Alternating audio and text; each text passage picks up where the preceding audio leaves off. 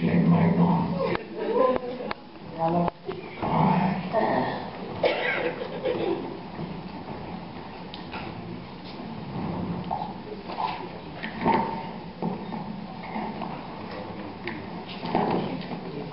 Just situate this. Okay, get right now. Okay. So thank everybody for coming out. Really appreciate that. Thank you.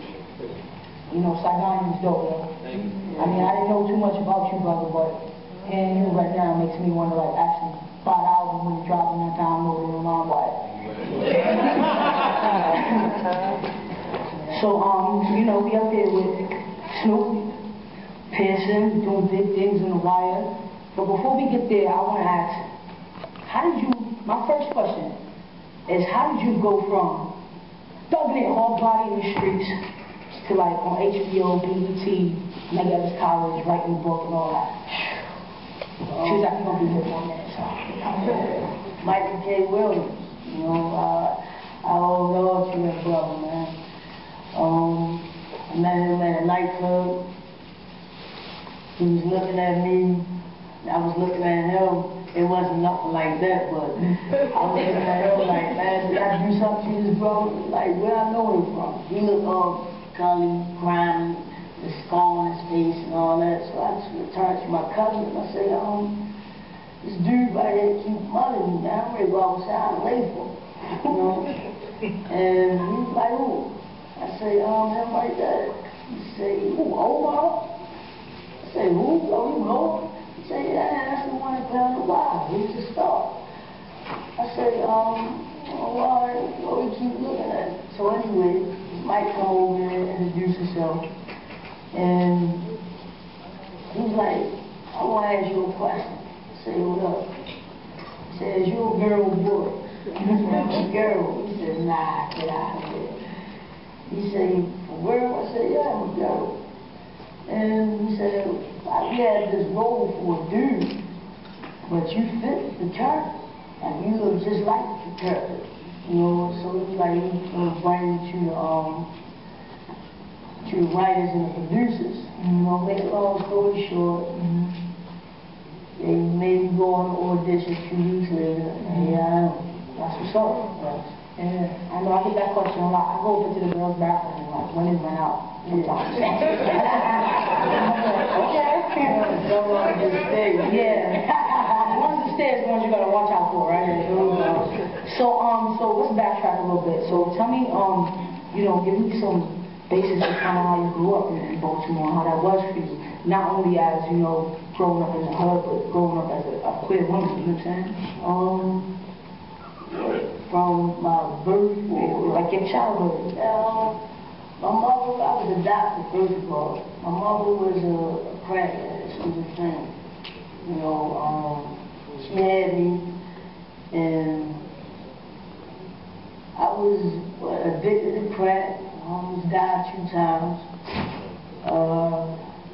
Cross-eyed. They enforced it. It just destroyed everything. Yeah. Wound up in the false time. And like, I know in your book you talk about like you often, you should dream of your mother. Yeah. Did you ever have a chance to have like a relationship with her? No, last time I saw my mother, I was like 2 or 3, and my foster mother had sent me with a little dress on. So my mother locked me in the closet, you know, took my dress and took it outside, and I guess we sold it for some drugs or whatever. And like the social worker came back, and she just deaded everything, you know. And then that's why the person just ended up with me. You know, they wanted to keep. Yeah. And how was that growing up? Did you know from a young age you was adopted, right? Yeah. And how was it growing up? You know, like. Because I would imagine, you know what I'm saying, I was kind of adopted myself, so I would imagine sometimes when you grow up, you kind of feel disconnected, you know what I'm saying? Yeah. Man, I got teased, you know, cross-eyed, how many fingers I'm holding up, you know, all types of, I used to watch Smurf, look at Snoopy Smurf, Snoopy Smurf, and they were like, I mean Snoopy Smurf right there, like, 3, 4, 1. All types of cracks, you know.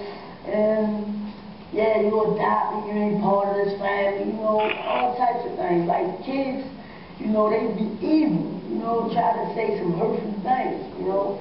Sometimes it'll get you, sometimes I lash out and just try to beat the crap out of them. You know, and, you know, growing up, kids can be real evil, man, real harsh. So from the gate, you gotta let them know when you mess with the ball, you get the home. Yeah, exactly. And how was it, like, you know, I don't know when you actually came out the closet. Not that everybody was always in the closet, but, you know, how was it, like, coming out and growing up? Because I get from your book that, you know, the Pearsons are kind of religious. Yeah, my father, Pop, he was, what, a Jehovah's Witness. You know, he passed on.